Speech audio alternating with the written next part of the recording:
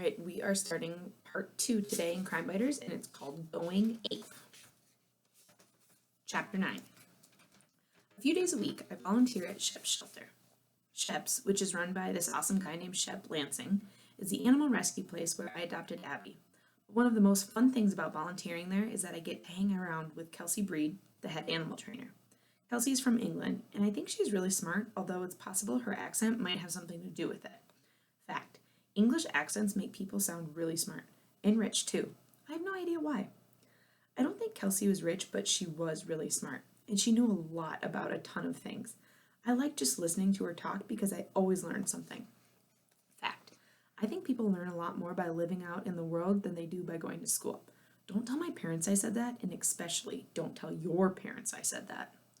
The day after a meeting at the boathouse, while I was on break and Kelsey was doing paperwork, I started telling her about Bennett Bradford and how impressive he was and how we were all so excited to be in his presence. I do love a man in uniform, Kelsey said with a dreamy look in her eyes, especially an army man. She looked at me. Did you know that even though Great Britain and the United States fought against each other in your war for independence, we have since become each other's greatest military allies? Wow, I said, which was my way of saying, to be honest, I most certainly did not know that. It's quite true. Kelsey put her pen down and rubbed her eyes. Well, that's it. 17 adoptions this week, Jimmy. Not bad. Not bad at all. She eyed the book in my hand. What's that you've got there? I looked at the cover. Oh, this? It's called Fangs for Everything by Elroy Evans. He writes great mysteries about this really cool vampire named Jonah Forrester. They've been my favorite books since, forever. Kelsey picked it up and looked at the cover.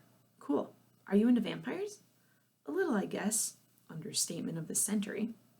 Me too, she said. I should check this guy out. She put the book down. Want to hear something wild?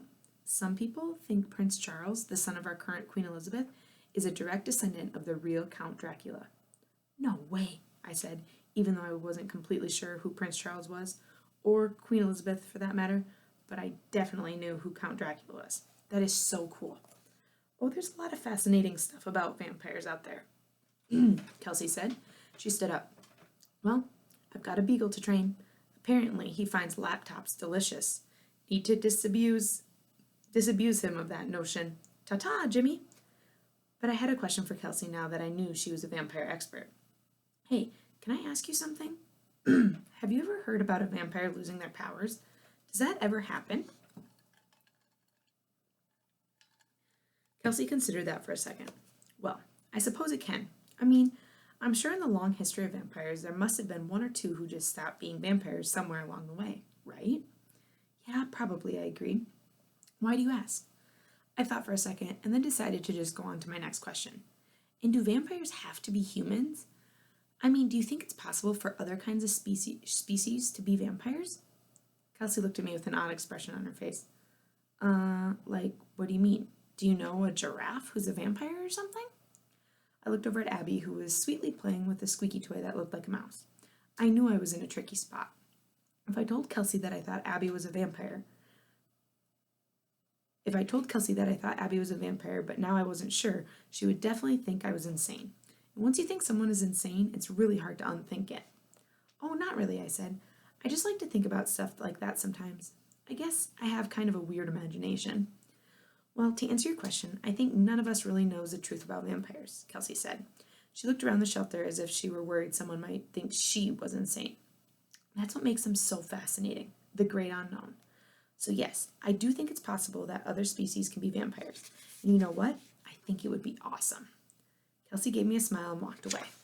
I picked up my book and tried to read, but I was too relieved to concentrate. If the possibility of a vampire dog was good enough for a smart grown-up person from England, then it was good enough for me. Fangs for everything, I told Abby. She thumped her tail and went back to her mouse.